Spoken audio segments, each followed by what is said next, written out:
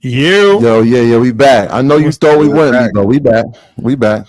Yes, sir. We are back. Market Monday. We are back. We live from Ghana.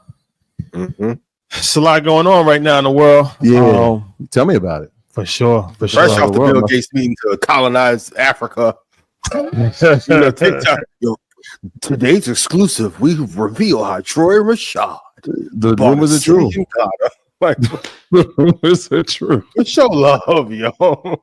Appreciate y'all. That's a fact, man. But we got a lot to talk about. We got some surprises too. Yeah. That we going since we in Ghana. Well, cheers to this. Cheers to this. It's the only way. You gotta cheers me, bro. There we go. You can't leave him hanging. It's only right. But before we start, we do have some very important announcements. Yes. Okay. So we are coming back to America for my birthday. On my birthday. Don't do that. Let me give you your official birthday shout out, man. Wait for that. Tell them why we're coming back first. We're coming back on my birthday, for my birthday, and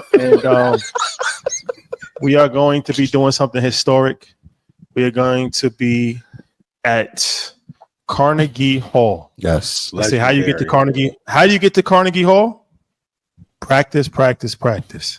Yeah, that's the slogan. That really is the slogan. That's how you get to Carnegie Hall. So we will be joined by Robert Smith. I'm not sure if you've ever heard of him before. Mm-hmm. He's extremely wealthy gentleman. $10 billion. $10 billion. And counting. The CEO of Louis Vuitton will be joining us. Legendary. Some people don't like how I say Louis. They're like, how you say Louis Vuitton? Well, that's what the brand logo says. Louis Vuitton. I don't know any Louis. CEO of Louis Vuitton will be joining us. Louis Anderson. And rest in peace. Musical performance by Rakim. Shout out to Rakim. The original God MC. The God MC. The original God MC. The original God MC. With a live orchestra. That's going to be interesting. So this is Thursday, February 27th. Carnegie Hall. Now, after this situation, I will be having a birthday party. The flyer been going crazy. I ain't gonna lie. Some sexy karaoke for you. Ian, will you be participating in karaoke? If I want espresso martini, I may. Whoa! You had to think about that. There's a surprise. I'm up there. I might need you up there. It might be a song that has 2 verses. I might need you there. So we will be doing some sexy karaoke. Ladies are welcome, please, for sure. Guys got to buy a table. But you're not welcome. Let me get my section right now. Everybody on there go. I'm coming to Carnegie Hall. I'm coming to party out. I don't know about that. You can come to Carnegie Hall. Meet us there. Everything else, that's on you. Well, we're going to figure it out. But, so catch us at Lagos. Lagos in Times Square. It's fitting that we're going to Lagos. Yeah. And we're in Africa right now. Right next door to Lagos, actually. So shout out to all my Nigerians out there. They're going to have the jollof rice for me. It's good.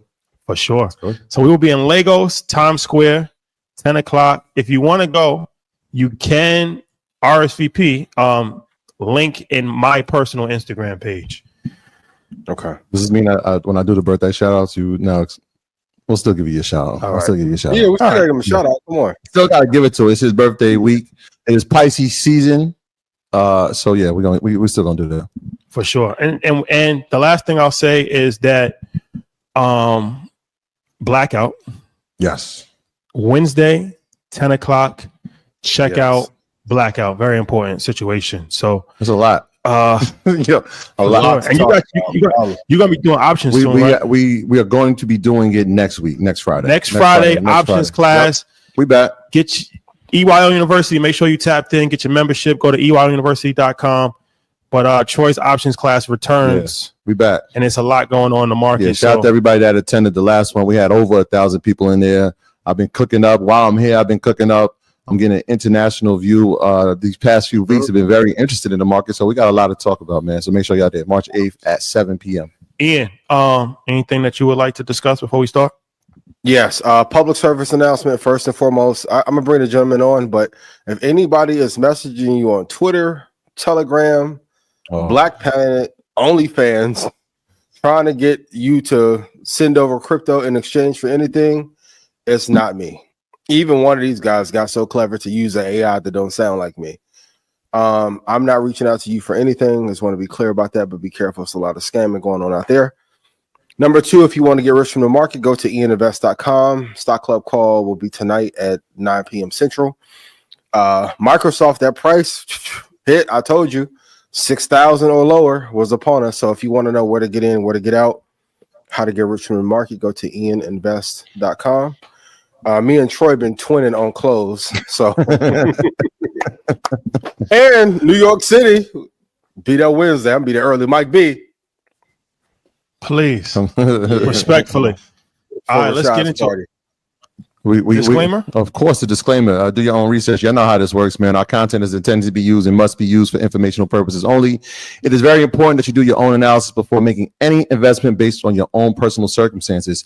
You should take independent financial advice from a professional in connection with, or independently research and verify any information that you find on our show and wish to rely upon for the purpose of making an investment decision or otherwise. As always, this is a message brought to you by the good brothers at Earn Your Leisure and the good brother, the master investor himself, Ian Dunlap. Please do the research. Please share the research. When it's good research, overshare it. All right. That's how we build community. Love is love. And before we get into anything else, February 27th. Yes. 1984. Good day in world history. A star was born. Good facts. Our birthday shout out this week goes to none other than my brother to my left. You're right if you're watching this. Rashad Bilal. Appreciate it. I've been here for probably about 30 of these, maybe a little bit more. Appreciate it. We can't take him for granted. A visionary in his own right. I'm sure I'll write some caption under his picture on Thursday, but I want to let everybody know out here that this is my brother. I love him, and I'm proud of everything that he's done. And even when I don't agree with him, I agree with him because we are bonded like that, man. So stop playing those games over there. So happy birthday to you, my Pisces brother. Appreciate it, my brother. Birthday, my brother. See you this week. Thank you. Appreciate that. Yeah. All right. I got you. Icon living. Come on, hey, we gotta talk, yo. Hey, put cakes for everything. I want all the celebratory things in the chat right now. All the celebratory things in the chat right now. Stop playing. So we got a lot to talk about, but we are on the continent of Africa. So we're gonna talk about our real estate development if you guys are interested later on. But before we start the show, we have somebody that is very knowledgeable here. And I thought it'd be a good idea for him to just have a few minutes to kind of educate us what's going on. Can we bring the gentleman up? Yeah, come on over, man. We're gonna shift. You never know who you're gonna see. Get over here, man. I think we got moved the other way. No, we good, right? There you go. Yay! There you go. Chakabars, ladies and gentlemen. Chakabars. Yeah, man, everything there. You need to be in Ghana. You know how the weather is. You know how everything is. So I know you're cold over there. I see what you're wearing. Next time I'll be there, I promise you. So, all right. So, Shaka, like I said, I just wanted to get a couple minutes to kind of talk about some economic issues that's been going on the continent, and you kind of an expert on this because you've been on the ground level. So, this is Market Mondays, and we do talk about finances. So, I think it's appropriate to talk about what's going on in Congo. So can you kind of just educate our audience for people that might not be fully educated on what's going on in Congo right now and why it's important? Well, I think that, we realized in the last 10, 15 years that now oil has been surpassed in value by data. Data is more, for the most part, data is more valuable than oil. Oil used to be the metric. It used to be gold, then it was oil. Now it's data. And people want as many data points as they can on people to sell them products, right? And data, servers, crypto, and all of these things are being created by African minerals. And we've been sold this very poetic story about Wakanda and how there's this place in Central Africa which is full of vibranium, and it's Congo.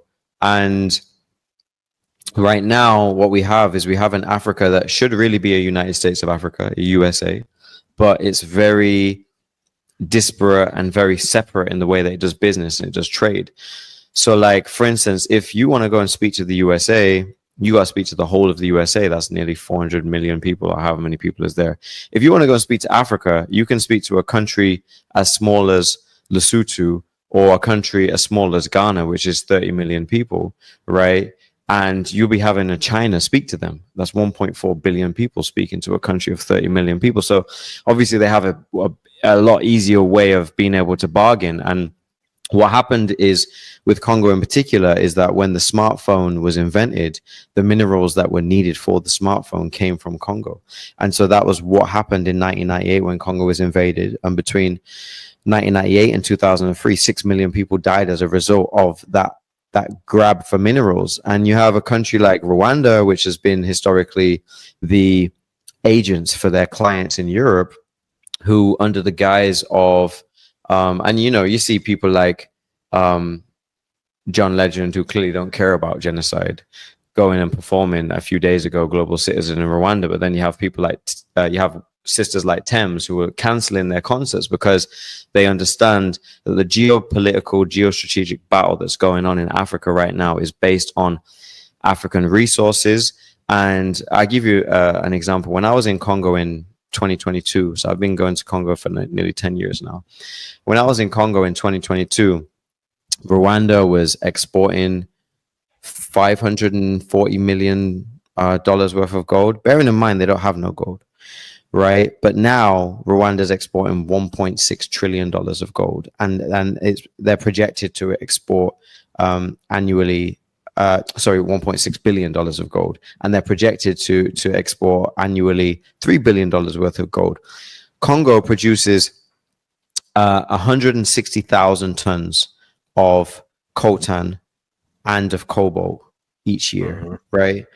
The rest of the world combined is doing about 40,000 tons. So coltan is what is used for mobile phones and CPU processing units. Cobalt is what is used for batteries for EVs. So now you have all of these countries in Europe who are basically saying, hey, we want to catch up with China and we want to produce a bunch of electric vehicles. So they're building these gigafactories. They need all these minerals from Congo. So Rwanda signed an MOU agreement to provide those minerals for the rest of Europe to be able to do this.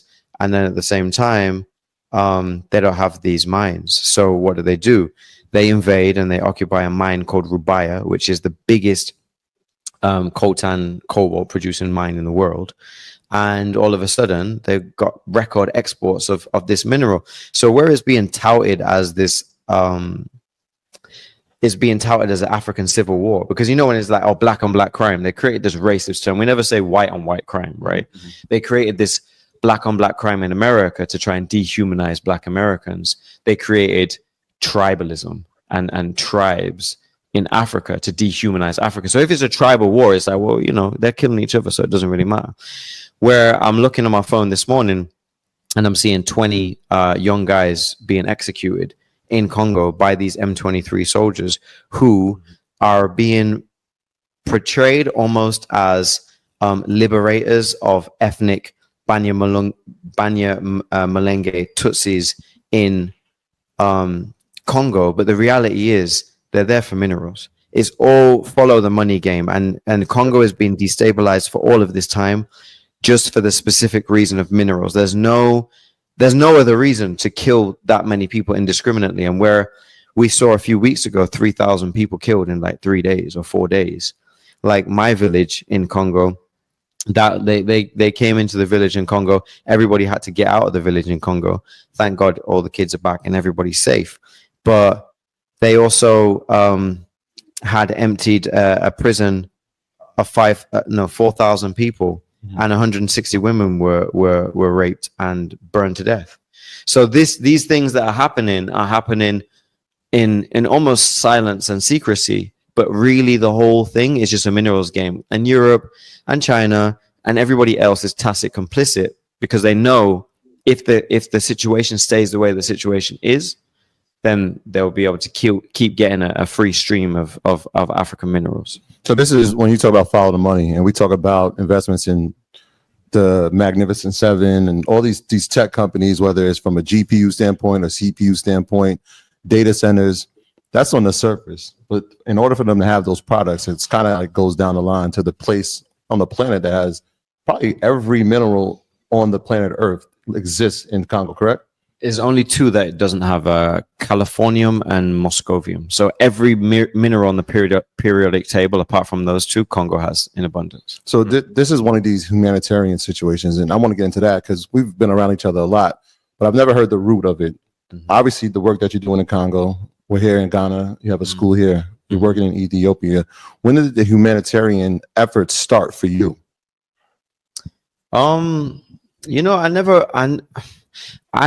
I had this idea before Black Panther movie of Africa was Wakanda. That was I was raised Rasta, and I was raised with this back to Africa Marcus Garvey mentality. So I always believed that Africa was our motherland. Like I thought that was, when I get there, you know, it's going to be the promised land and people are rich and everything is cool. And I only started doing this work in Congo in particular because I heard a story of a woman called Mama Masika, who she was raped by 22 guys before she passed out, and her husband was chopped up and killed in front of her, and then she was raped on top of her husband. I'd never heard anything that crazy in my life. I was like, hang on, this happens on Earth? Like, how can this happen?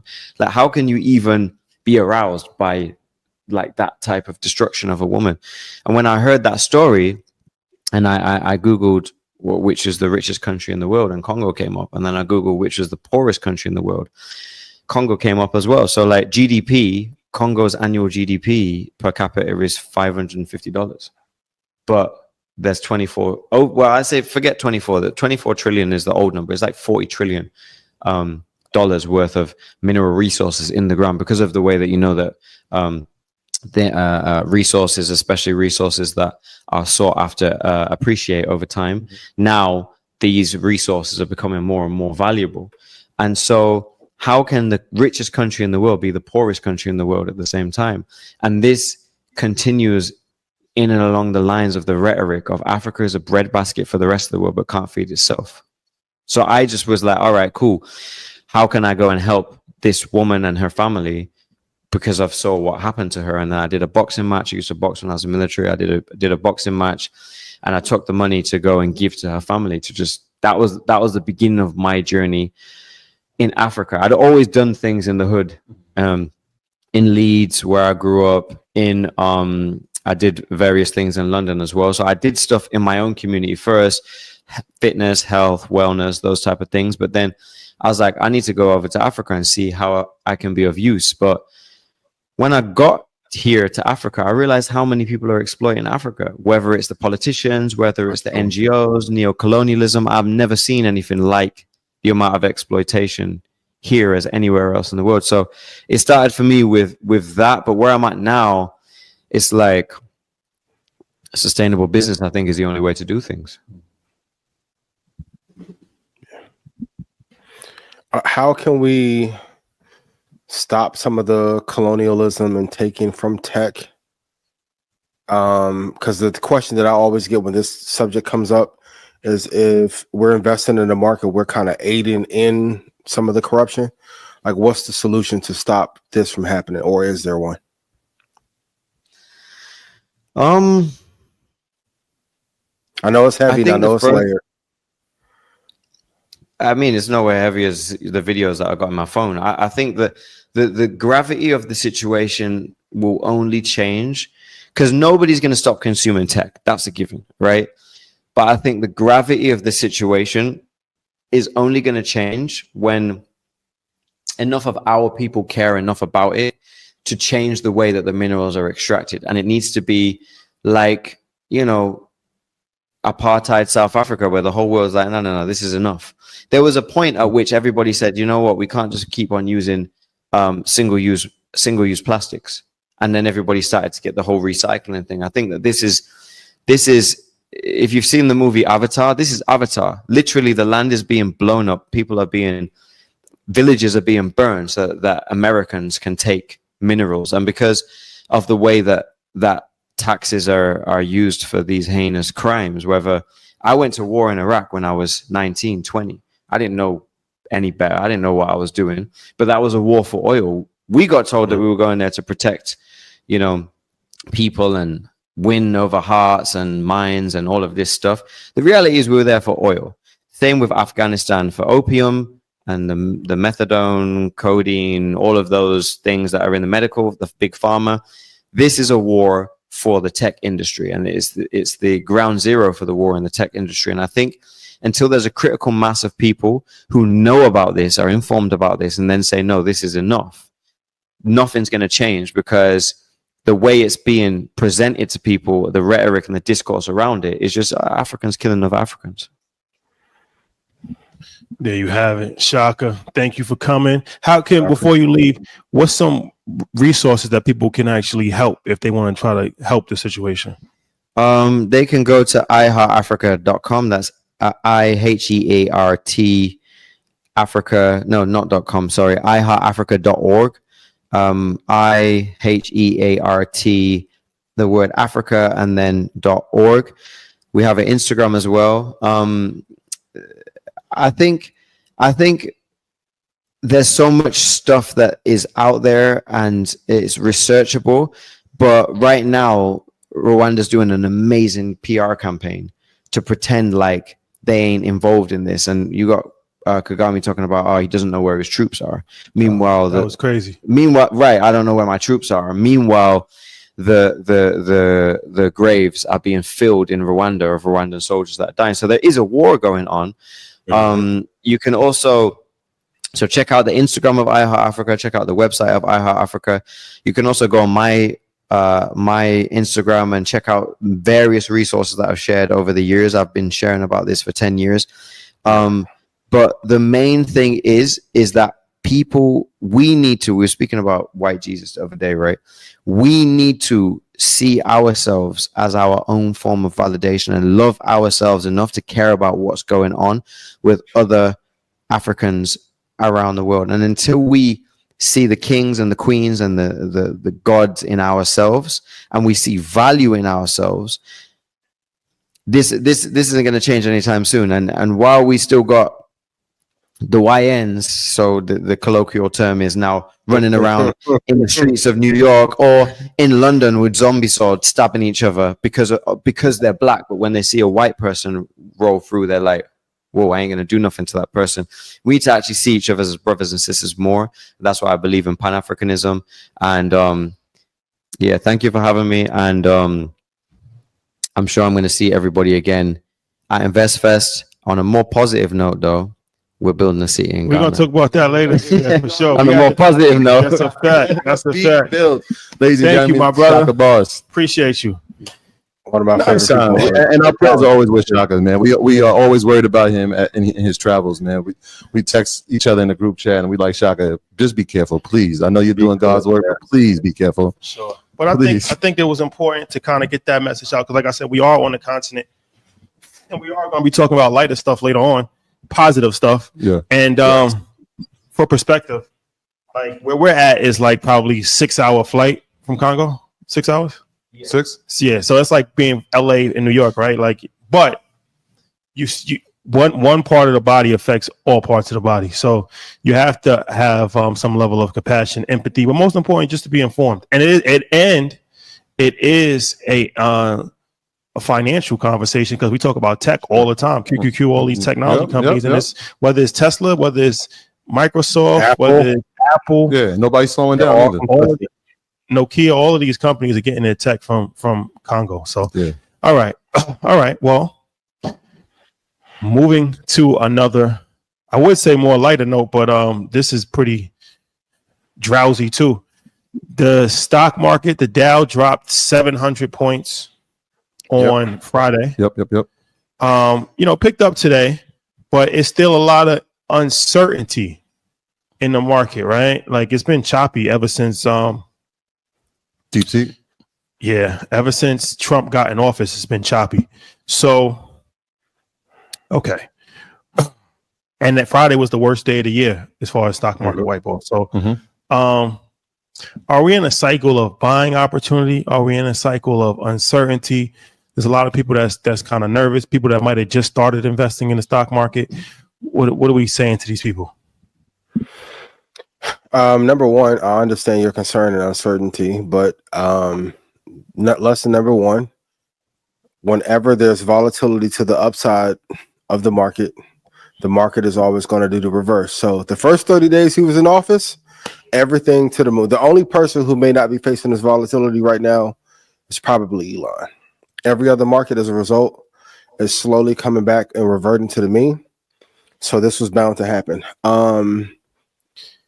We will start to recover probably either between this evening and Thursday.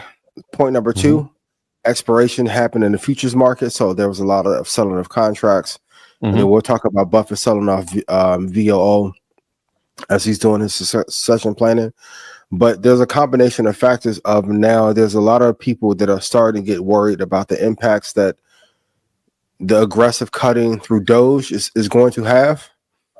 Interest rates are a concern again. And once again, we're at the top of the market. We're almost at a high. If it wasn't for this drop, we were close to getting back to all-time highs. So this was kind of overdue. But the main concern is the plan based on executive leadership in Washington as Doge being too aggressive. And then if we're going to be very honest, Mag 7 is not performing. Out of that Mag 7, the only one that's producing amazing news, we'll talk about Apple and that flop of a phone announcement. Microsoft's quantum chip is the only thing in the Mag 7 that has been positive news for like the past 2 or 3 weeks. So we were overdue for this pullback. Well, in terms of positive movement, the only one that's been moving is Meta. And obviously they went on a historic run for 21 days straight. Where they saw appreciation in the stock price, which is unprecedented. So for them to pull back makes sense. But if you really circle the data, it's really, the DeepSeek information that came out, and we haven't recovered from that, which is okay. I'm okay with that for a number of reasons. It gives you better entry points.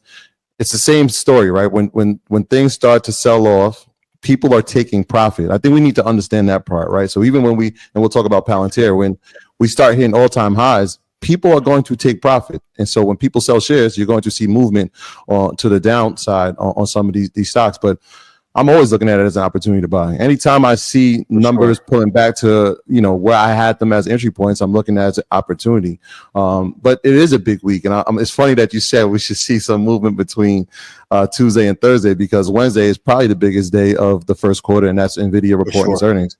When we talk about AI spending, if you look, and we went over this 2 weeks ago when we talked about Amazon saying that they're going to spend $100 billion into the AI revolution. We talked about Google saying they're going to spend $85 billion, and Microsoft's going to spend $85 billion. Well, there's this company by the name of Apple that just said that they're going to allocate $500 billion over the next 4 years, which is about $125 billion, right? And then, so if there is a pullback, somebody hasn't told these people. But what was interesting, we talk about the United States from a standpoint of the data center revolution, but this company named Alibaba said something on Friday and reallocated it today about their spending to the AI revolution. So they're allocating over 70 billion.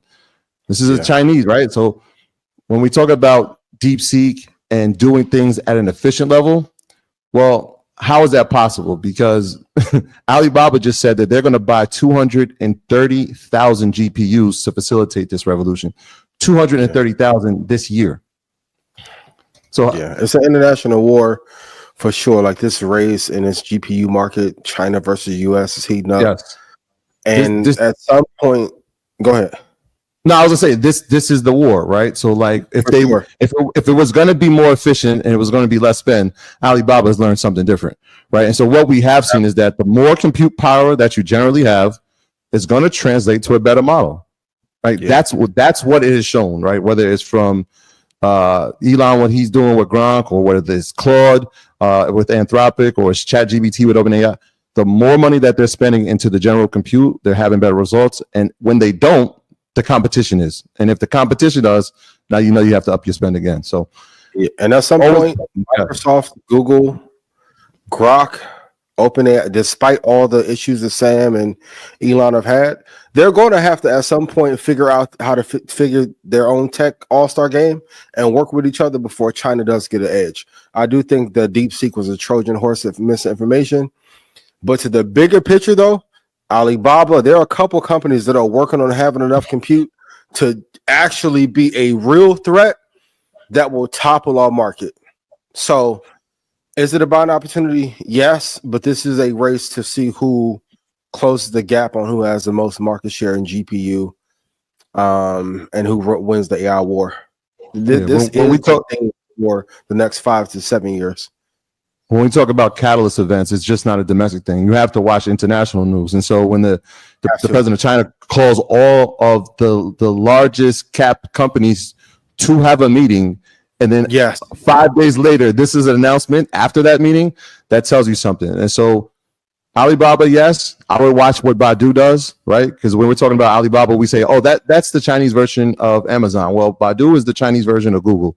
So you got to start watching what these companies start doing inside of AI. Yep. And BYD versus Tesla, another one, is heated up as well. Like, this is the real tech civil war, and we cannot afford to lose this. Because if we lose this race, we lose the bioengineering of organs race. We're going to lose some of the blockchain race. Like, we can't afford to lose. No, we can't. War. I don't think we're not going to, and we can't. Both. Yeah, for sure. All right. But going back to this market thing before we go to the next topic, is one of these things that I didn't think that Trump was going to be the best person for the economy. And I said that the day before the election and pretty much got crucified. I have no allegiance to a political party, but there's one thing that kind of made me leery about Trump is that he's uncertain. So there's a reason why most before that, you wouldn't know that now, but most of the Fortune 500 companies and hedge funds and all that, they really wanted Kamala to win. Once they saw that she had no chance of winning, then they switched pivot. But the reason why is that these guys like to know what's going on. Mm-hmm. And when we was in San Francisco, I met a top executive at one of the Fortune 500 companies, and he told me that, life has been difficult for him because uncertainty. He's like, he's never seen so much uncertainty as far as like one day there's tariffs, one day there's not tariffs, one day there's regulation, and he was like, if you know the rules of the game, you can play it. But if the rules of the game changes every single day, that becomes difficult. Markets don't like radical behavior. Yeah. They like the regular, standard, vanilla. We know what we're gonna get. We know what your foreign policy is. Mm-hmm. We know that you're going to be hard on this industry. You're going to be okay, cool. We could navigate that. Trump is the exact opposite of that. You don't know what he's going to do. He's extremely unpredictable, and often he changes course a lot. So, yeah, I mean, over the long haul, the market will be fine. But we do have to have some level of honest conversation that he is a catalyst for some of this because his behavior is extremely erratic. Sure. And that's causing certain uncertainty in global markets, American markets, companies, governments, and that's choppy. It's choppy waters. Mm-hmm. Yeah, you're right. Like I said, like one day it's a tariff on this country, and then I'm gonna give you 30 days to figure that out. But these things affect multiple places, right? So if you're talking about China having taxes on tax, well, they're going to retaliate. If enough countries start retaliating, that affects business everywhere. And I'm glad you brought that conversation up. It's like when I don't know what's going to happen tomorrow, it's tough to prepare for it, and so you try to prepare for it, and then it changes, right? Like one day it's like, hey, if you don't show me your work by the end of the week, don't come to work on Monday, huh? Like with. Then you get an email saying, "Hey, that's right, like too aggressive of a cut." Yes, I get it. And if we go back to COVID, them cutting certain departments led to the mismanagement of the COVID virus. Yeah, some may say the same thing about the FAA. For sure. Some may say. Okay. Well, moving along. Is Grock 3 AI the threat that we thought DeepSeek actually was? I got this question over the weekend and I thought it was a good one. I wouldn't say it's a threat yet, but when we go to the conversation of neo-colonialism, I think this goes into his grand scheme of what he wants to do in the next 20 years. But I played with Grock this weekend. Pause. I don't know if this is pause. Yes, pause. Yes. Pause. What's that from? They're pausing you here from Africa, Ian. Yes. Yep. I told him. Yep. Okay, flagrant 2. Got you. I was on the platform this weekend, and I'm surprised at how good it is. Between this Starlink, of course, Tesla, Neuralink, supervillain.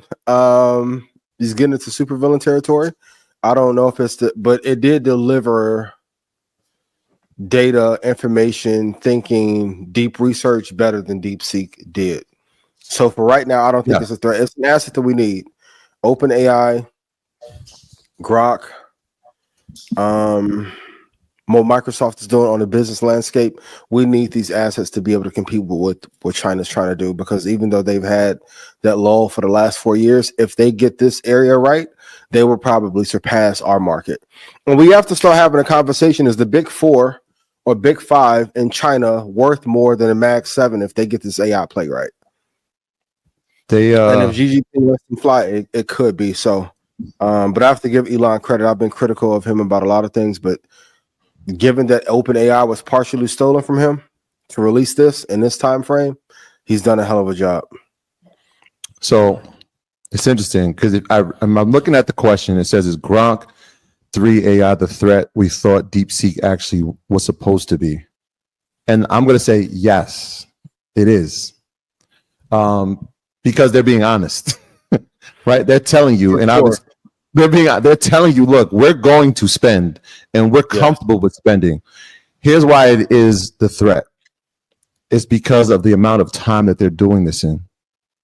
Grock 3 was not created until November of 2023. Mm-hmm. Think about that. OpenAI has been worked on for 13 years. Gemini has been worked on for over 8 years. This has been accomplished in a little over a year and a half.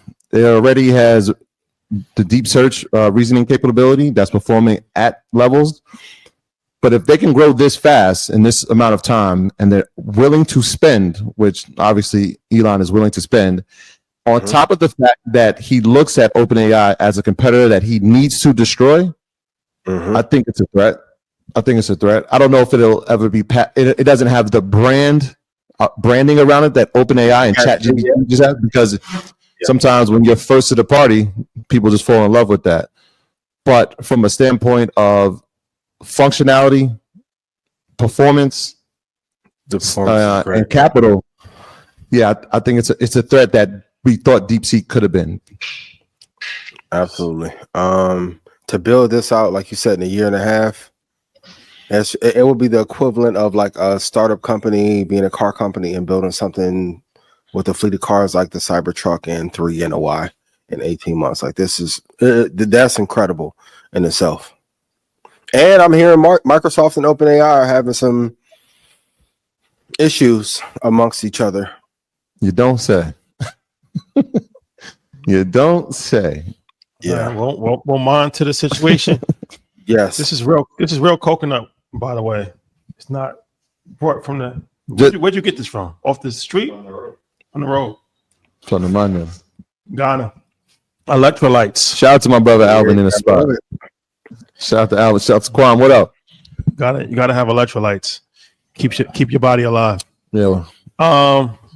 Okay. Palantir. Oh boy. We've been talking about Palantir a lot over the past almost a $30 drop since last week, and so far it dropped again today. Yep. So what is causing the drop of Palantir? Elon.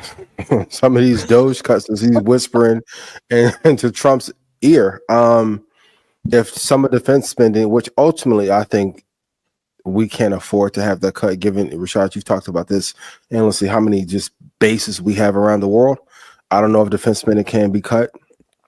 And as this war between BRICS and us heats up, now is not the time to let the defensives down.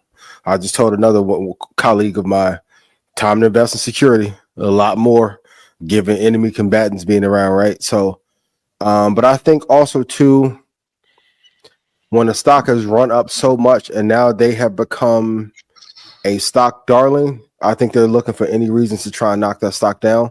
For more reasons, I haven't been the biggest fan of it, but you have to applaud what Alex has been able to do there. And those board meetings or conference calls have been very interesting, to say the least.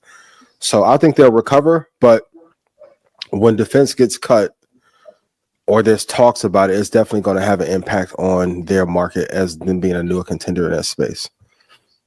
All right, I'm going to throw a slightly different opinion on this because I think the defense cut actually helps Palantir. And it's interesting because if you watch Alex Corp over the past 6 months, and if you watch him like maybe last week on CNBC, you'll understand this point of view.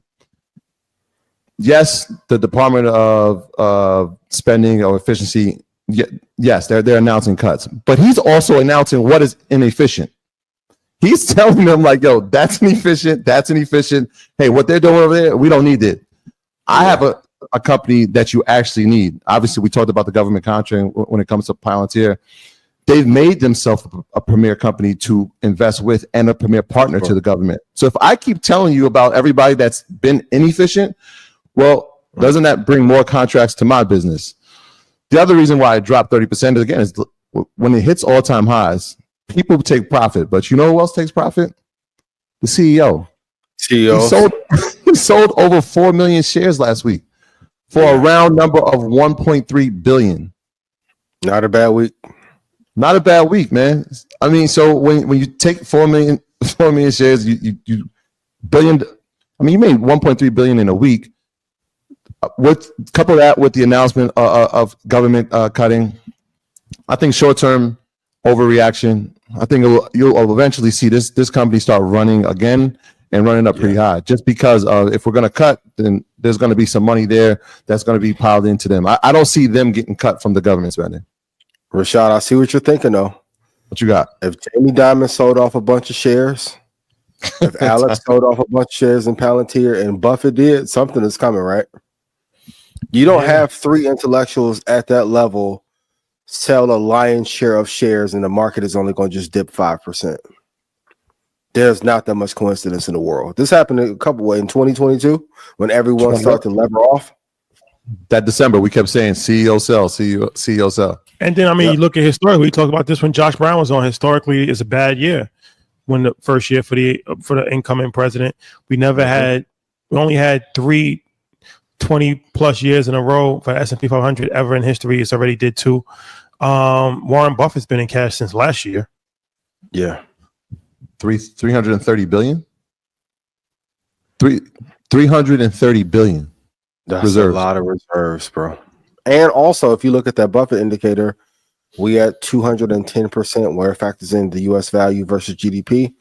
And if you look at the balance sheet, you guys make this quote famous asset over liabilities. The country has more liabilities than assets. Yo, just the reserves. I'm looking at the market cap for the top market caps in the world.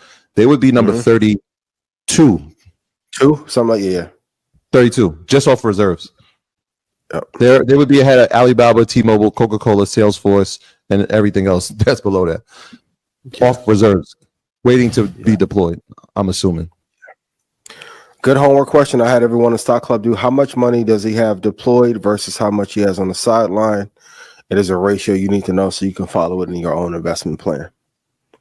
You don't always want to have all your money tied up, but that's a lot of cash in case things go awry so you can buy something on the cheap while he's succession planning. Is that more than Apple? It's more than Apple, right? Apple was at 192, 194, something like that. Yeah. Yep. Cash cow, no pun intended. Yeah. I'll play with Grock as a pause. Grock is a tech thing. Pause. Well, you added the N, it sounded like. So yeah. Oh, okay, got you. Yeah. Gotcha. Bloopers. Yeah. And he's a tight end. Pause. That's why that's why. Okay. So Elon Musk says federal employees must either document their work or lose their jobs. Do you think this approach is valid, or is this strategy too much for government? I like the thesis of it, and I know he famously did this on Twitter, but there has to be a better way if you can measure efficiency or not, because drastic cuts usually lead to disaster in other areas, and then it's a spiral effect. Is there a lot of waste? Yes, but let's be honest. Like a lot of this, the wasteful cutting that he wants to do, he's trying to find pockets to put more money in his companies and get him more government contracts. So I've been on, okay, let's fix GDP since we did Market Mondays at the Apollo. This isn't the way to go about it, though, because if you lay off all, and you alluded to this, Troy, the issue with the FAA, what if this happens in every department? Like our country, this could cause a run on banks, and then we'll get to the gold. If the gold isn't there and he makes 10% cuts in every department, as AI can't fix all of those issues. And I know we want augmented reality and agents to run the world, but we're not there in terms of capability yet. So I like the premise and the thesis of it on surface, but in actually implementing it, it's not going to work. It's actually going to cause a disaster. But what do you guys think? I think that it's one of these things, right? There is a lot of waste in government, and there is a lot of inefficiency in any type of business. So it's never a bad thing to hold people accountable, for sure. But there's ways to go about it. So I don't know if it's the best way to go about it as far as how they're going about it, but there's definitely inefficiencies for sure. That we know that for a fact, right? And I always say, like most politicians, most people, they didn't have to come up through business ranks. They came up through being politicians or other stuff, and so they don't understand how an entrepreneur thinks. So I do think, having somebody write a book report on what they did last week, I don't know if that's the best way to go about it. But but 5 bullet points isn't bad, and I think it's a good lesson to know what value you're bringing. You're gonna send that to an email on Saturday? You better turn that BlackBerry on. Gotta do what you gotta do. Yeah, let's get to it. That's the other part. He's not wrong in premise. The execution is terrible, but okay, what value have you brought in the last week or month? You should know. That's a fact. You tell me. If you can't tell me, then that means that you haven't done anything. Quit bringing cookies over to your work wife and all that bullshit. Hey, my boy. Ain't no time for a work wife if you're working. Shouldn't be. I hear it, man. I'm a bit torn. I get it, man. I get it. The level of waste is at an all-time high. In fact, the Journal, it was a good article yesterday. It looked at where he's been cutting from, right? Everybody was like, they had like this bar chart of other things that have been cut. Aid to foreign countries was one of them. But I don't know, just something about getting an email Saturday, on your day off, presumably, and telling you to have something done by Monday. And if you don't have it done by Monday, don't show up. And if you don't send me the letter, that's your letter of resignation. It feels a bit harsh. I'll just be honest with you. It feels a bit harsh. So and then it gets confusing, right? Because then federal agencies tell you to not respond to that email. And so now it goes back to, I don't know what's going to happen. Like, do I go to work Monday? Do I not? Do I answer to these demands? Do I not? What are the consequences if I don't? That level of uncertainty, and yes, at the corporate level, it makes sense, but just on a human level, right? Like, there's somebody who's relying on that to feed their family and take care of their family, provide for their family.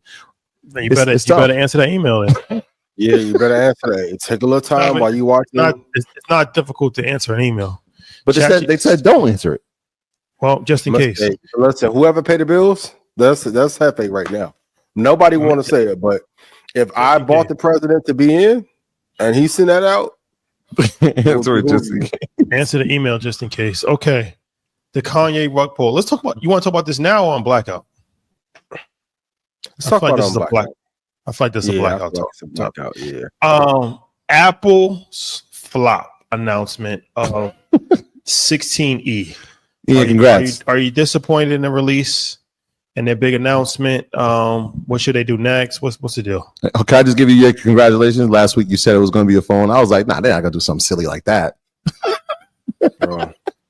Okay, I've learned the sandwich method, so I want to try this week, okay? So congrats on the investment into the country after you went and had a conversation with executive leadership in the country. Some of those jobs will be coming to Houston, Texas, which I'm in. So it will create jobs. I love that you're trying to aid in the GDP growth and thwarting China from becoming a superpower when it comes to AI. Okay, here's the middle of the sandwich. We don't need another fucking phone. Respectfully. I know y'all locked my account, HQ. I know y'all mad at me for y'all to be in the comment. Yo, you don't got to relate. HQ's mad at me. I love them, but they don't love me no more. It's okay. We need something. You should have made that damn Oculus knock off $599. The Vision Pro? Yes. Because Yeah, that's they the had dud on arrival. What happened to the glucose monitor? Watch. Well, I can know my breath rate. Listen, I love Apple. Yo. I love Tim Cook. This is true. And I tell you this for every entrepreneur. This is why, okay, when investors come up, it was like drumline up there, right? Because if you have too many flops in a row, what happens? You get put on waivers. Apple is being outperformed. Okay, let me ask you this. Where is their AI? Elon built something in 18 months when Apple could have went and bought DeepSeek. You could have bought a deep fake and put that shit in the iPhone. Where is it? Now back to the positive. One of the greatest CEOs of all time.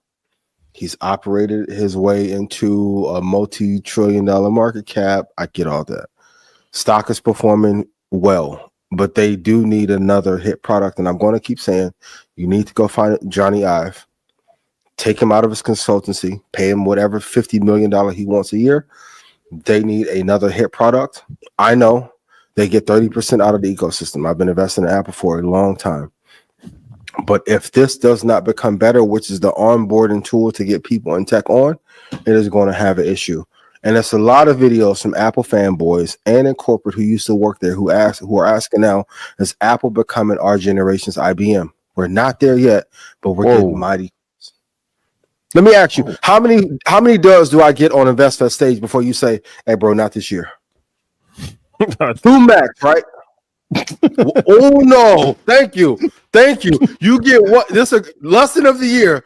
You get one time to fuck up in real life. You don't get what's old boy who dropped it on the Ravens and he was like falling and my boy, the apology letter don't work. Put it in chat. You have to deliver a hit every time. Nvidia, even though Jensen starts signing breast, he's delivered hit product. And if you look over the last 4 years, Nvidia has outperformed Apple in terms of product release. You can argue X has outperformed Apple on pure product release. We don't need another kiddie phone, a 16. Yeah, 16. I think the price point was what they were trying to sell us. It's going to be $599, whatever. Yeah, I mean, it's whatever.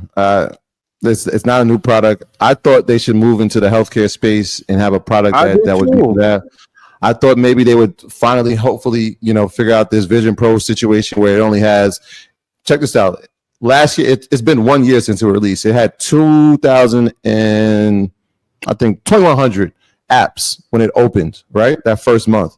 It now has 1,800 apps. They've actually gone down in apps they lost apps, and so there's been no innovation there. It was supposed to be the product. I thought that I have the product. It's a good product. They just don't have anything for it, and they haven't built anything around it. So it sucks. But and then you hype. We got a new special release big announcement. Yeah, but the stock. I mean, it hit its all-time high. New Year's Eve. Christmas Eve, I'm sorry, 260. It's not far off from that, right? Today was at $248. So we're not talking about something that has a declined dramatically, and they haven't really had the product. I know they keep saying, the phone cycle, the numbers are coming in for the phone cycle. Every quarter we keep hearing that the phone cycle is going to, and it hasn't happened yet. And then today we hear the 500. So now we're talking about a huge CapEx spend, right? 125 billion a year. I know you just questioned where's the AI. It's for the infrastructure of it and the building of the data centers. But what is that mean? Like Apple AI is not going to be on our phones? Like we're still waiting for that to happen. A lot going on at Apple. Still in the portfolio, but yeah, a lot of questions, man. Yeah, and it keeps performing. It just keeps performing. And you have to ask, okay, if we go through the product line, let's just go through the main superstar products. Is there a reason to buy an Apple iPad once every 3 years? Like, it's Not almost even. a useless product. That the Apple Pen is too. What Most Def said about my boy: too many SKUs. Too many. Yeah, I mean, Too once you got an many Apple Watch, do you need another Apple Watch? Do you need another iPad? No. I mean, the product is good, which is a great thing, but we don't have to update every year like we used to when it was the phone. Like, you got a 12, I don't even know what number I have, but I know we're almost up to 17, and I didn't get the last 2 at least. No. It works. As long as it works, we're good. Tim Cook, chairman, we gotta find another CEO. Just like when Doc Rivers won that one title of Boston, he looked good after that on paper. got it. Hey, thank you for the one. They're gonna You go to delivered him at the time when we need it. I don't know if he's the CEO. Okay, is Tim Cook with the racism included? Is Tim Cook better than Elon? as far as what? CEO. I He's think the not same better than tier. Satya. They're in the same tier for sure. From what he's from the time he took over Apple to present day, I mean, Sure. it's actually better than what Elon's done in Tesla in the same time. They're a $3 trillion company. They are behind a lot of that off Steve Jobs' back, and they don't give him credit. Hey, I'm just this happened. It I happened get during what my I'm time. saying, yeah. You feel me? So, and if all of y'all be like, yo, your Apple take is crazy, I'm part of the reason why you got to invest into Apple. No, it's not. HQ saying this shit too, but he run that shit like FA2, so you can't say too much up there. But when Steve Jobs' impact get reduced to a theater, it tells you a lot about the new culture there that a lot of people don't like. And a lot of people that are in executives on the executive side of Apple are leaving too. Yeah, that was what I was gonna. They've lost a lot of talents, like the guys you mentioned, Johnny. Like, they've lost talent that was able to create innovation. And so what's happened? Well, even the phones, it's like we're gonna watch another company, whether it's Huawei or we're gonna watch what they're doing. Google, we'll watch what they're doing inside the phone, and we'll try to make it our own version of that. And that'll be part of the new additions to the iPhone, where it's like, nah, man, if you look in China, they're not even in the top 5 anymore At all. Like, they've been you a laggard in AI, yo? When a bunch of these companies came and pitched to be in your ecosystem and you told them the product wasn't good enough. What? And don't package a 17F either. Rashad, you can take the meeting. See, you smart. You know, that was Ian talking crazy. I love you. Remember, he said that, right? Mm-hmm. All right. Hit the like button and share. We almost at the Don't sell hour. Apple stock. This is called an assessment, SWOT analysis. So I know we're gonna get that. Should I sell? No, not yet. I'm just need to do better. Like some of y'all men who got girlfriends who disappointed. Like, see, that's how the Steve Smith come in. Oh, we don't talk about Steve Smith on Blackout. That is beyond diabolical. It's beyond. United Healthcare and HIMS fell apart on Friday. Do you think it's a good buying opportunity? HIMS is a cheaper stock. United, I'm not the biggest fan of. I mean, it's a legacy blue chip company, but if I'm comparing them to Lilly, they aren't great. But HIMS, given a price, I think we'll fall a lot more. I think we'll start to recover around maybe April. But if it gets below $39, I would love to pick it up at that price. Not saying that we will get that low, but if we do get that low, I like it at that area. The thing that's really affecting some of the pharma companies is the impact of GLP-1s. And I think there's going to be like a blockbuster report that comes out that talks about the dangers, and it's going to put some pressure onto it. They have a good products mix referring to HIMS, but I don't know if they have a moat yet that makes them indestructible. So it has to be an investment based on price solely. United Healthcare, they've had a whole bunch of issues. I mean, we won't talk about the murder that happened, but good company is just not one I would want to invest in. right now. Yeah, I've never been a fan of United Healthcare as a stock. As a stock. It definitely fell, but there was a bunch of ones that we talked about that fell. Apple Loving had to pull back because, again, people are going to take profit. They're not just going to let these things run and say, okay, every day we're going to be green. No, when people see their numbers hit or they get past a resistance level, it's like, okay, well, we're taking profit at this mark. So you got to be aware of that. United Healthcare, outside of obviously the tragic murder of the CEO, the reasoning up to that was the anger about how people were being treated, right? That kind of got masked, and we almost forgot about what was happening when it came to the drugs and subscriptions and people's policies being canceled and not being covered. They haven't addressed that, and so if you prior to the murder, you watched that stock starting to trend down. Since then, it's just been free falling. I'm not a fan of the stock. It's not in the portfolio. There's better healthcare opportunities for me. Yeah, for sure.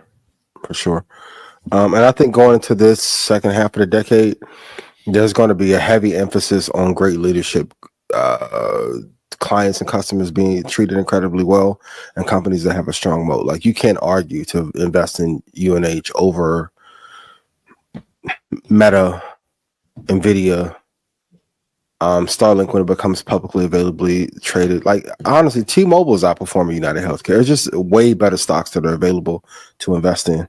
And percentage of portfolio. Like, if a person's been in United Healthcare for 5 years and you saw it get to an all-time high, it's time to take profit and then reallocate. No, that's a fact. Okay. So hedge funds de-risked aggressively in tech during last week's sell-off. The de-risking over the past 2 weeks has been the largest since July. It ranks in top 4 risk-off events in the past 5 years. Yeah, and what this really means is there was just a lot of selling. I now see a lot of graphics like this all the time, but this one is very telling for a couple of reasons. The people who are selling. So the hedge funds are liquidating at highs. They're looking to get back in at different prices. But then when Buffett is selling, part of it is legacy and succession planning, but that does have a factor. Jamie Dimon has sold a bunch of stocks. Alex sold a bunch. So, like, when people of a certain ilk are selling, it's not for tax planning or tax loss harvesting and all. There's something coming. And I always look for two things: asymmetric risk. So if I buy here, do I have a chance of going up 5 or 7x? At this current price, we don't. Number two, are the headwinds or the economy so strong that we're almost guaranteed gains? No. So I think there's something there. And also, I think we're seeing the end of the Max 7.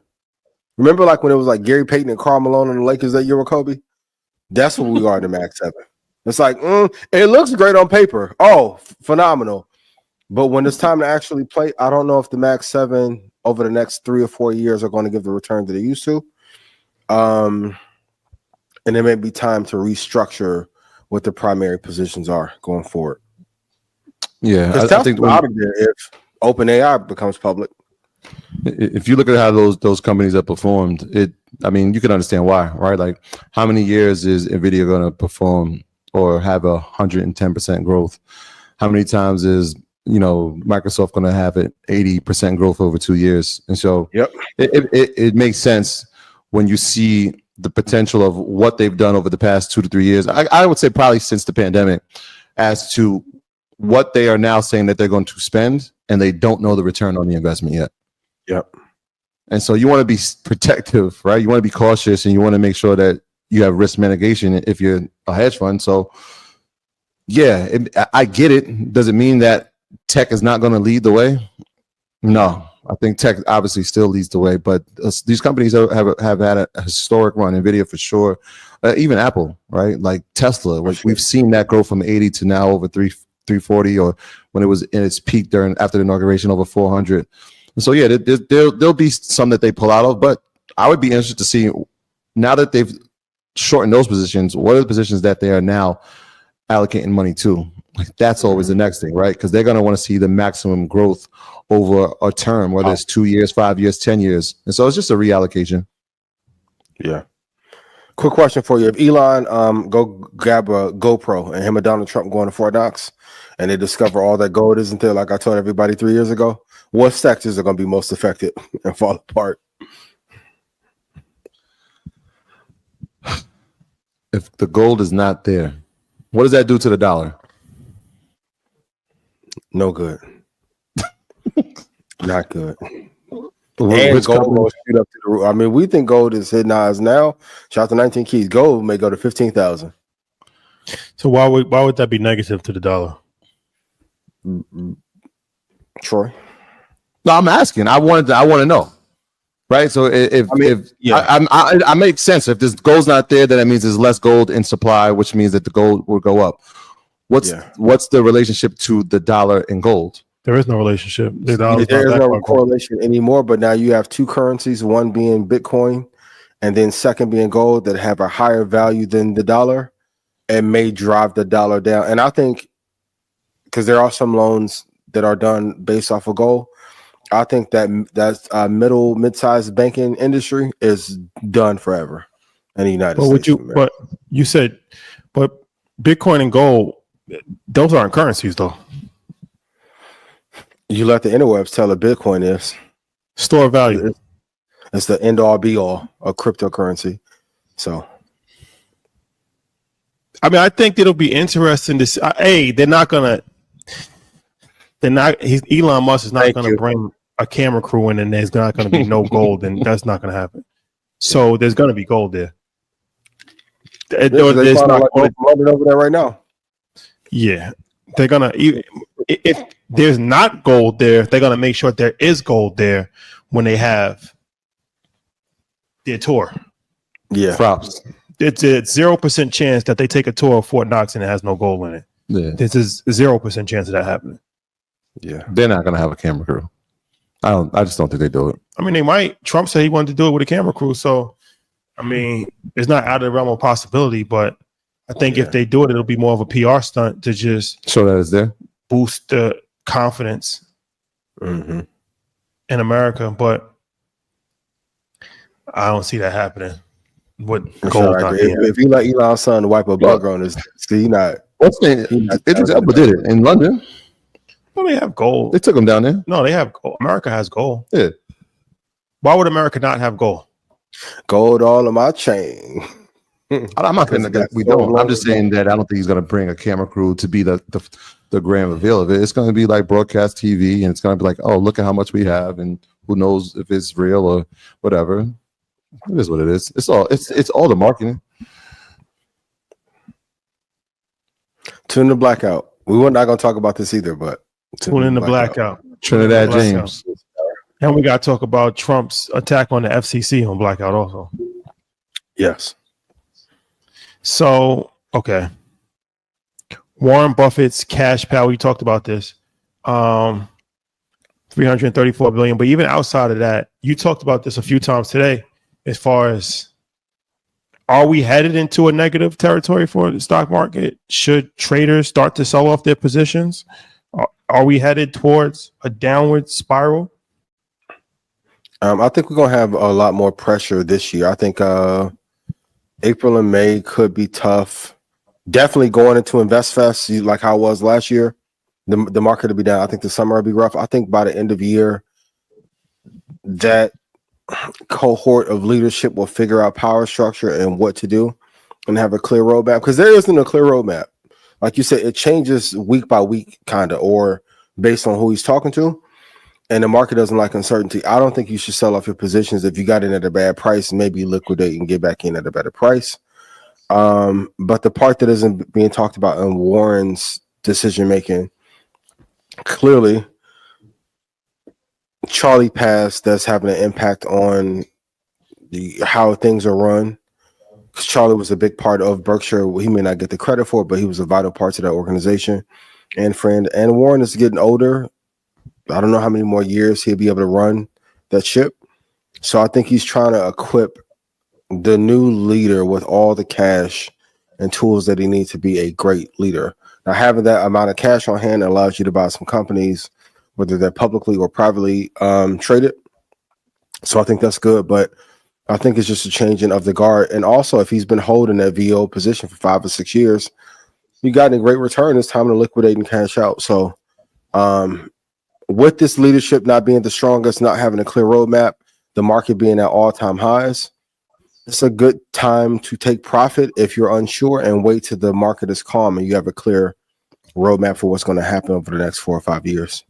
So no, should you sell your positions? Not now. Should traders sell it? Should traders sell their positions? Or maybe I ask you that question.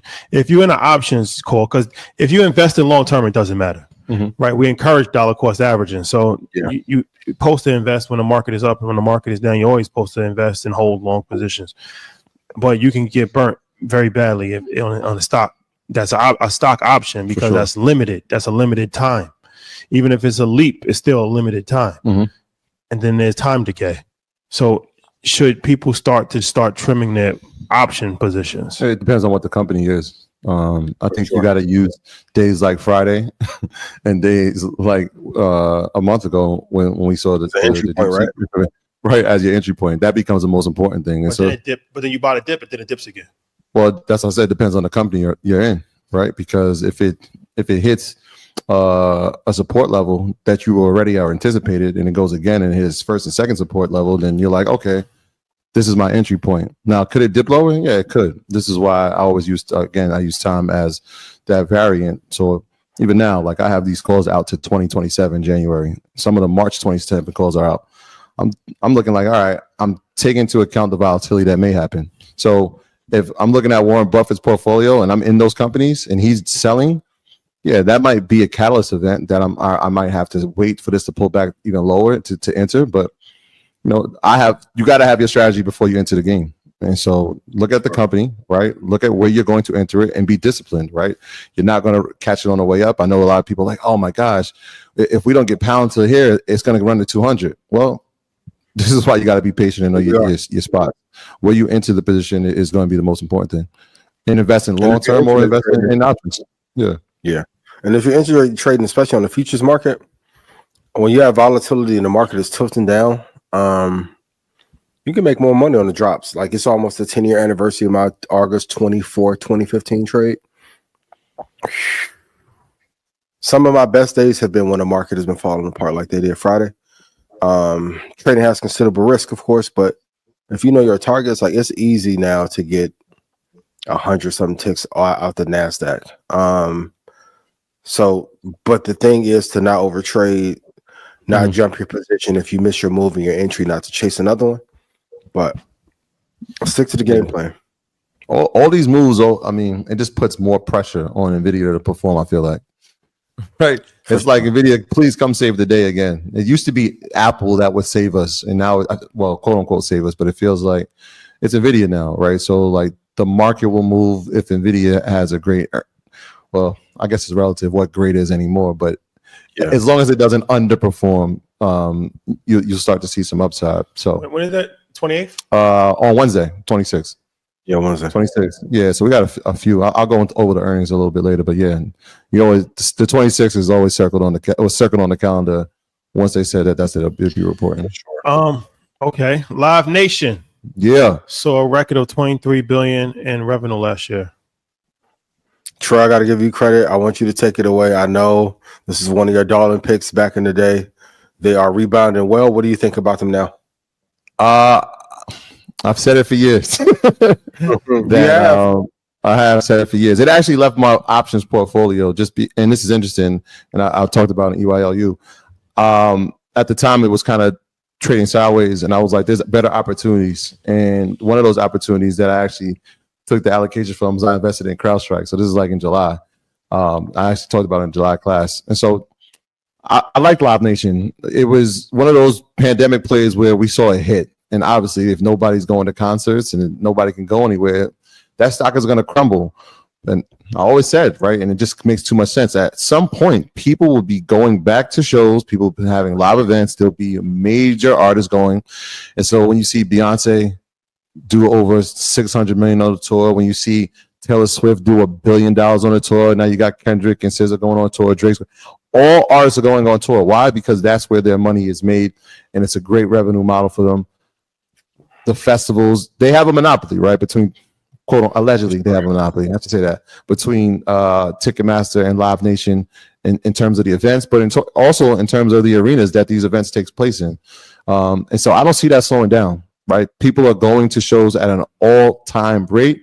The ticket prices for those shows have increased year over year, and soon, very soon, they're going to figure out how to make money off the secondary market, a la StubHub and Vivid Seats. Sure. They're going to figure out a way to get into that market because StubHub is extremely profitable because they're selling tickets at the second rate. But yeah, I mean, Live Nation is one of those things that until they are broken up, they have the moat inside of that industry that I don't see anybody competing with or trying to break, unless it's the government.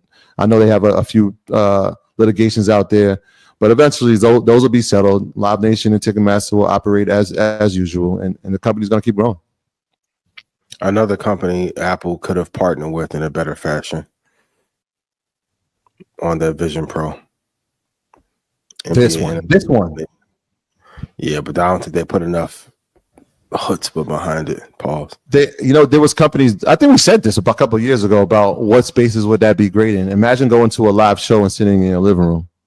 Mm-hmm. So the Vision Pro is interesting because there have been creators and developers that have made secondary apps that they've made money from, and so now there's a creator who's actually come up with the technology for you now to watch NBA games. Mm-hmm. Like you're sitting in the stands, right? Like imagine, and they did this with Taylor Swift a few years ago. But if you could view her concert from a Vision Pro, right? And you can be you could be the front of the stage and you're watching the same thing. You didn't have to go to the movie theater, and if it's live because it's happening at the same time. But I don't know, man. Their focus is somewhere else right now. I'd be interested to see where it is, but that would make too much sense to have that as part of the ticket pricing instead of selling out 80,000 seats or some arenas 19,000 seats. 800, 900,000. What if you had 900,000 people for one day? We saw this model work inside of Roblox when Travis Scott entered and had a concert and 10 million people were there. Yeah, like it's there. We don't have to reinvent this thing. Yeah. Okay. So the largest U.S. pension sold Nvidia, Supermicro, AT&T stock and bought Rivian.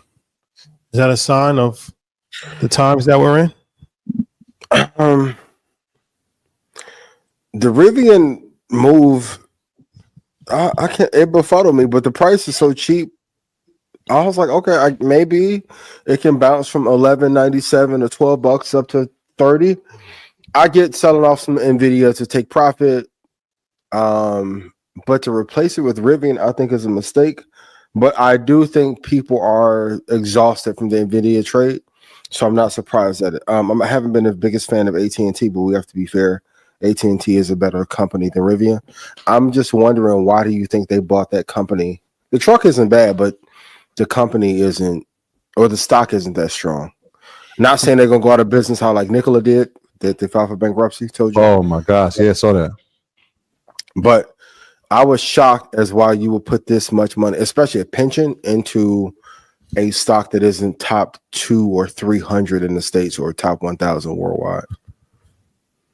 Yeah, I'm not sure why Rivian. And I know Amazon was a 20% partner. Volkswagen invested some money into the company.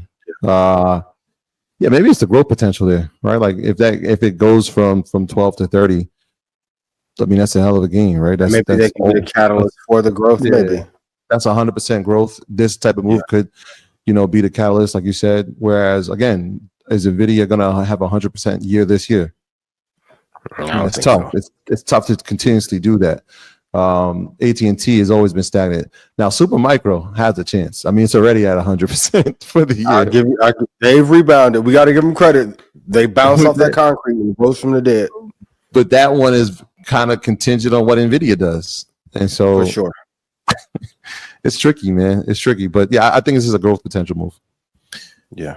All right. Okay. Before we get into mid-cap stocks, let's talk about Ghana since we actually are here. Yeah, let's do that. Shout out to the good folks of Ghana. I put a post up the other day. It was crazy when I was like, it's just more peaceful. Something along those lines. Let me see exactly what I said. I said, not gonna lie, Ghana feels so much more peaceful than America. You don't realize how toxic something is until you leave. And it was crazy because my son actually asked me about that. He's like, "What you mean by that?" And you know, it doesn't necessarily have to be Ghana. It could be Mexico. It could be UAE. It could be, you know, Turks and Caicos, wherever you at for the most part. Mm-hmm. There is a certain level of disconnect that you have from the nonsense that happens in America. And it's just like, it's kind of hard to explain because you still are connected. Like I'm on social media, so I am aware of what's going on, but I don't feel the presence so heavy. Yeah, you know what I'm saying? Like, it's like, I'll see it, I'll scroll past it. So I'm in tune of what's going on, but I just feel like once you get into America, it's like a magnetic force field, and it just like, you know what I'm saying? Like, it's like a sand trap. And man, there's so much negativity and toxicity. Yeah. That you gotta get away sometimes to actually deprogram and to realize like there's more to life. But then somebody was like, well, that's a privileged statement from you, because obviously, like, you know, you going out there with some level of resources, so your experience is going to be different than the locals. But I'll tell you this, like, of course, everybody's not fortunate. Some people are misfortunate, some people are wealthy, some people are, you know, but even people that are not as fortunate, the level of toxicity still doesn't change, right? Because it's like you still look at life from a different standpoint. And it's crazy because, you know, we've met so many Black Americans from America that moved to Ghana. Mm-hmm. A lot of them. You know what's crazy? The guy that started the year of return, that's what put Ghana on the map as far as for America, right? That was a great idea. The guy who started that is from DC. Mm-hmm. We met him the other day. Black American from DC. We met somebody today from in a government agency that worked. She was from Colorado. Yep. Moved out here. We met somebody from LA that's out here. So it's so many Black Americans. So it's like, you know, sometimes people leave their country to go to America for opportunity, but that opportunity comes with a lot of toxicity, even in the food, right? Like I had pineapple juice and I noticed that it was white. And you know, I thought about it and I'm like, yeah, pineapples, they tend to be more white. But in America, pineapple juice is damn near looks like orange juice. It's like bright yellow. Yeah. So I'm like, and it tastes a little different too. So I'm like, okay, well, that would make sense. They put dyes in it to actually, you know, make it more appealing, right? If you either drink something that's yellow or you drink something that's white. White already looks like water. So how does white look like water? Pause. No, you say you might drink something. Let's pause. It's your birthday. I ain't want to.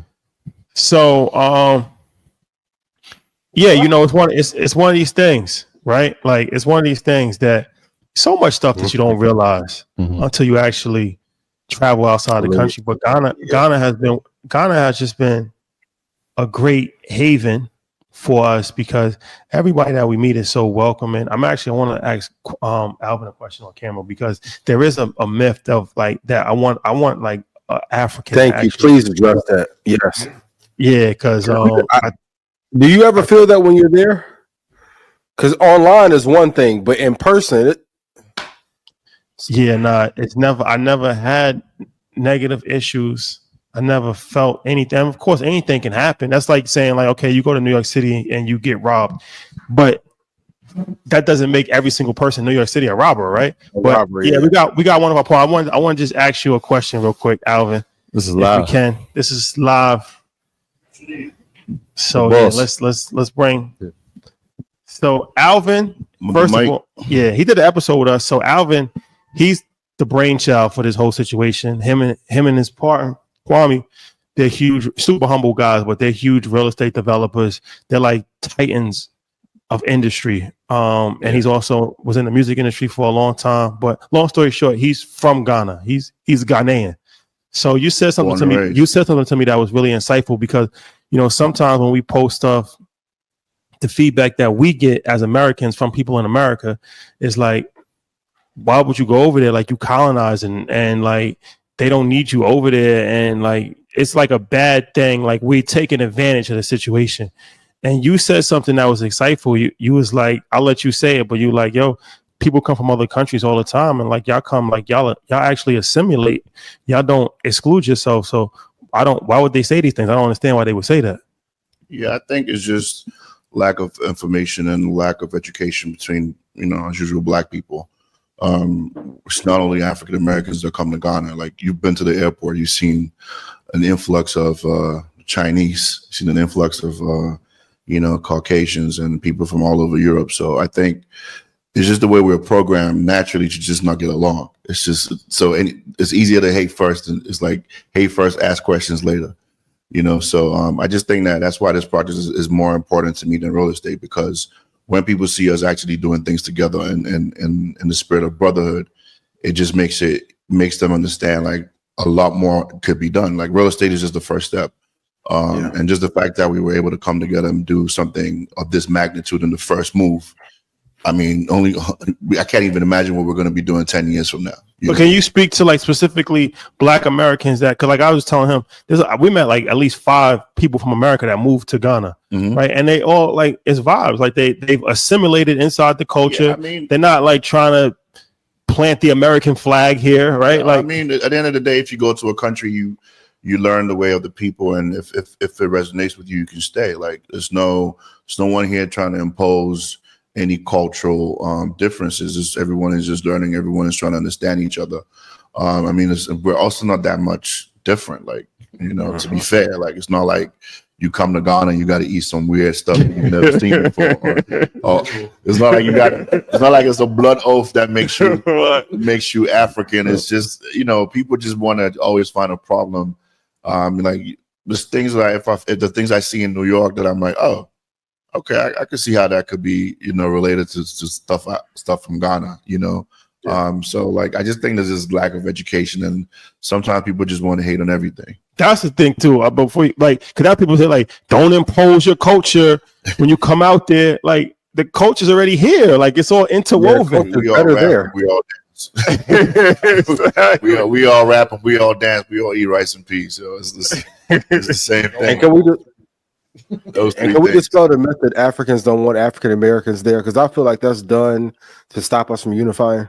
I mean, I really hate Rashad and Troy. That's why we're in Ghana. I hate these guys so much. Like, I hate them so much that we building something together. Like, I despise them.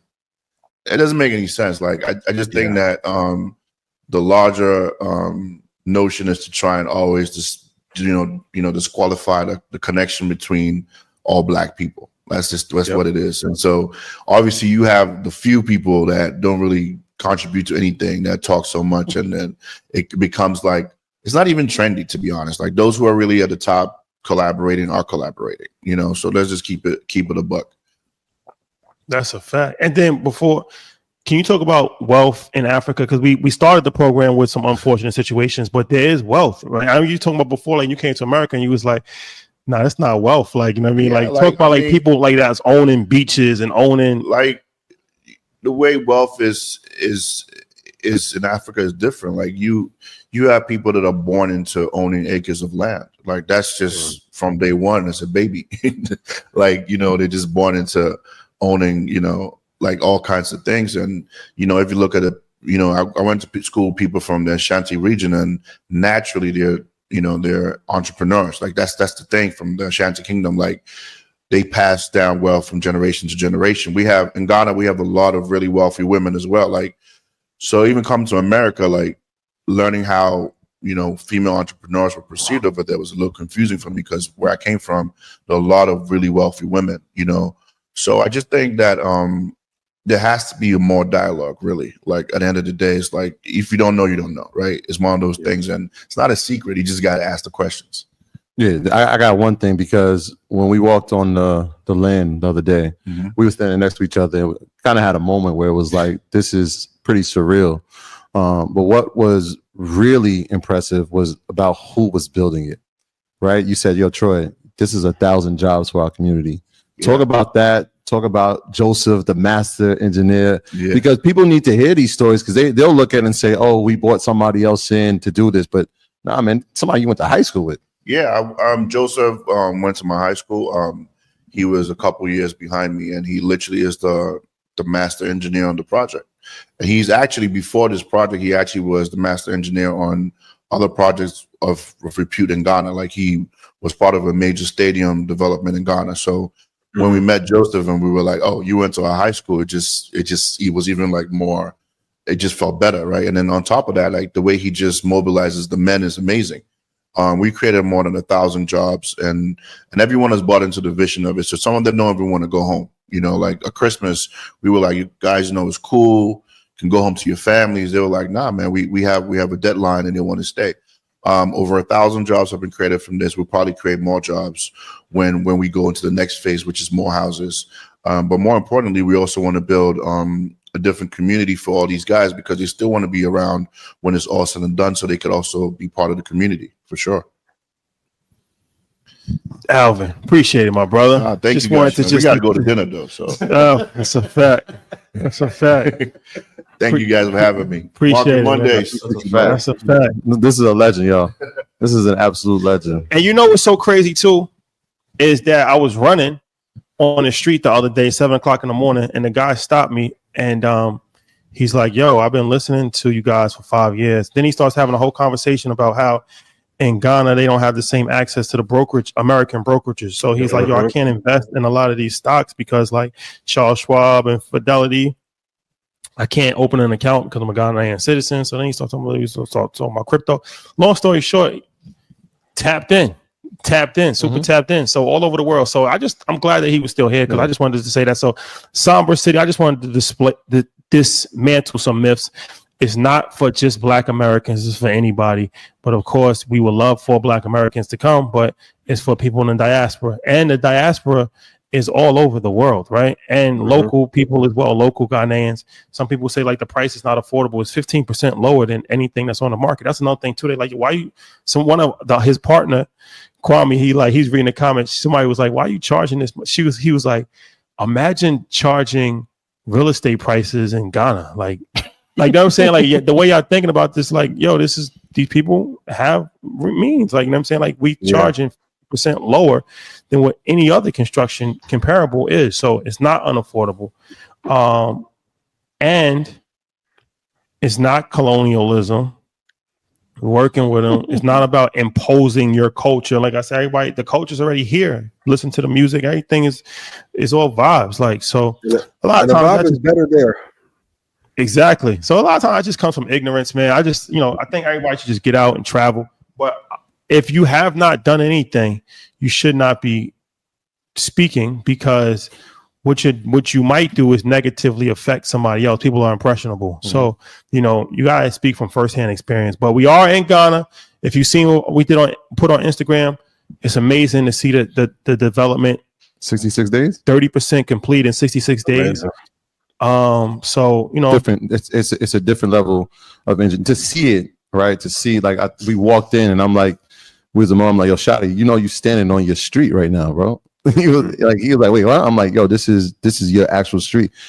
To see it, to see the engineering, and obviously we're building homes, and so to see the intricacies that are being put into this, it's masterful. Like, this isn't just residential. Like, the way this is being built is from an industrial standpoint for a residential home, and so these guys are just incredible. Like, there was a team that came here that was advising them, and they were like, there's no need for us to be here. Like, you guys are masters at this, and you're doing an incredible job. I just can't wait for people to. This is phase 1, and we're 30% done, and about another 60 days. I want y'all to see what has actually been brought to life, man. It's going to be exciting. Going back to efficiency, if we did the same thing in the States, how much longer would it have taken? Yeah, that's another thing. Like, yo, how much longer, how much more money would it have cost? It would have been red tape. No way you can get. I've been building a house for 2 years. There's no way you could build a community in house 66 days. Yeah, so broaden your horizons. Stay positive. That's important. Everybody, stay positive, right? Don't critique it without creating. It's a lot of y'all online to do that. Some people have a problem for every solution. So, but man, just wanted to thank everybody in Ghana. It's just very welcoming, a very welcoming society, very peaceful society, and hospitality through the roof. So y'all even look happy. I ain't gonna lie. And the food's incredible. He left that part out. The food is absolutely incredible. I know y'all put a list up, but y'all did domestic. But if I had international, this would probably be number one, bro. Yeah. This is my number one. Yeah. Shout out to Ghana. All right. Now, before we wrap, Midcap stocks on the move. Columbia Sportswear, Evercore, Yeti. You want to talk about some of these? Who's your favorite? Yeah. I know we always do the mega cap, and a guy hit me was like, "Can you talk about some smaller ones?" So I wanted to give you a list of smaller companies that I do like. Columbia Sportswear, I do like. If you look over the last year, they're up $10, so they were at 81.52 last year. Not bad. I like the company Yeti. Don't currently love the stock, but Evercore. I think Evercore is a company that is slept on. The ticker is EVR. So you guys can add that to the watch list, and maybe next week I'll give a price for it. And then Stifel Financial. So that company, ticker SF. It's not many financial companies that I love right now, but if you look at their ticker, they've done pretty well. Especially if you look over the last 5 years, they were at $28 5 years ago. They're now 106. So for a company that isn't like a mega cap, I think those are a really good company in that space. Evercore, and then Columbia Sportswear. For those of you who are tired of Apple, Microsoft, Nvidia, Tesla, Meta, that's the portfolio. But you only need 4 real great companies to change your life forever. You might just need 2. Maybe. That's it. Nvidia can change your life. More. I know. I'd say earnings real quick. Yeah. I'm looking at it. It's a big week for earnings, especially in retail. We got Home Depot reporting earnings tomorrow before opening. Kava will be reporting. I'm interested in seeing those numbers. I'm in some 27 calls for Kava. We talked about them not having debt, but we're going to have to see some numbers. They've added some stores since the last quarter to see if those valuations per store are actually going to meet up to the standards. So Kava will be reporting after close tomorrow. Lowe's is before opening on Wednesday, and I told you already, man. Wednesday, circle your calendars. 4:30 p.m. Nvidia will be reporting. Snowflake will be reporting as well. Salesforce, Ian. You know, Salesforce used to be in the portfolio, and we talked about the software part of the AI space. So they've had a nice run. They'll be reporting on Wednesday as well, and then we got one of my favorites, man, the number one leader in the S&P last year, Vistra, will be reporting on Thursday before opening. And Dell, we talked about Dell in terms of the AI revolution, in terms of racking for the equipment inside of the data center. Dell will be reporting. They've had a nice tick up since, I think, maybe a couple episodes ago. We told people which stocks under 100 would be good to invest in. They ran up to about 117, 120 before they had a pullback. They'll be reporting after market closes on Thursday. So, yeah, man, it's going to be a big week. Yeah, Lowe's, Home Depot, Vistra, Kava, those are the ones that stand out that I'm interested in seeing, and I think that will do well long term. I'm not sure about the earnings, and of course, Nvidia is going to move the market either way. So yeah, we just circle that one. We'll figure everything else out after. So before we leave, do you think Nvidia's stock price will go up after earnings or down? Let me see. Let me get to the handy dandy iPad. Let's see where we're at. We're at 132 now. I think it'll slide a little bit. Do you think a pullback is happening? Yeah, I think so. I think we'll see a slight creep up. The way it's been trading over the past 6 months, we've kind of see it back and forth in that 118 to 130 range. I know it ran up to 150. Yep. It feels like it's sort of a consolidation. I think they'll have a good report based on what everybody's CapEx has said that they're going to spend pre-NVIDIA earnings. And I told y'all, just listen to what everybody says before they NVIDIA reports. All we've heard is more spend, more CapEx. I think they're going to have a good quarter. Yeah. We'll see. Good quarter could still have disappointment. That's true. That's why. Yeah, because I think they're expecting perfection or perfection plus. Like, they can have 75% growth and people can be disappointed, which is crazy to me. They had 87% growth last quarter and they dropped. Yes. When you're at the top, the only place to go is down. And that's the truth, right? They said, hey, the quarter before, you guys had 140% revenue on the data center sector. Well, we went from 147 to 87. I mean, these numbers are ridiculous. So yeah, I think they should make a bar per sector of like what's phenomenal and what isn't, because to do it on a subjective basis quarter by quarter is insane. If I told you 4 years ago a company will grow 80% over a quarter, disappointing. Everybody will pile in. Now it's like, oh, it's not enough. What? This is how you get companies, and I'll give Supermicro some grace when it was like inflating those numbers. It's like you can't expect a player to score 59 points a night and 22 rebounds. Like, come on. So that's a fact. We will see. Yeah. All right. Tim Cook, count your days. Nah, don't do that, man. Nvidia dropped a CPU. What? Nah, Nvidia got to chill on the CPU. They're doing the CPU. You get an F. Yeah, that M1 chip ain't really. I mean, I get it. It saves money. They don't have to outsource their chips. But if the laptops and the iPads don't sell, then do you need them? and once again, too many SKUs for the same product. Yeah, the MacBook has done pretty well. It hasn't had negative growth yet. The MacBook has done well. iPad has done pretty well. But at a certain point, man, I don't need a new MacBook every year. Pretty good with this one. Yep. That's a fact. Well, ladies and gentlemen, do remember Thursday we'll be at Carnegie Hall. Yes. Make sure you get your tickets to that. That is this Thursday. After party for my birthday at Lagos. Cheers for his birthday. Cheers. Lagos. What you got? What you doing? There we go. Lagos, Times Square, 10 o'clock. Get there early. RSVP, link in my bio. Hey, B, I need a table. Facts. And tune in to Blackout. 10 o'clock Eastern Standard Time on Wednesday. We got a lot to talk about. Yeah, that's a fact. And get the book. You deserve to be rich. Man to man. I'm sorry. But you got to say for yourself. What? What do you have to say for yourself? I'm sorry. That's it. And Steve got paused, yo. You better chill out. Yo, that Bradley, bro. The text message is crazy. We talking about that earlier. I never heard that in a text message. The IUD play, like that's crazy. That's crazy. Crazy. Stand up in it like a champ up in it. Yeah, I gotta learn how to pound better, you know what I mean? Hey yo, Kevin Sage had a skit about that. Shout out to Kevin Wednesday. That dude is hilarious, man. He made a skit about that. Oh my god, that's crazy.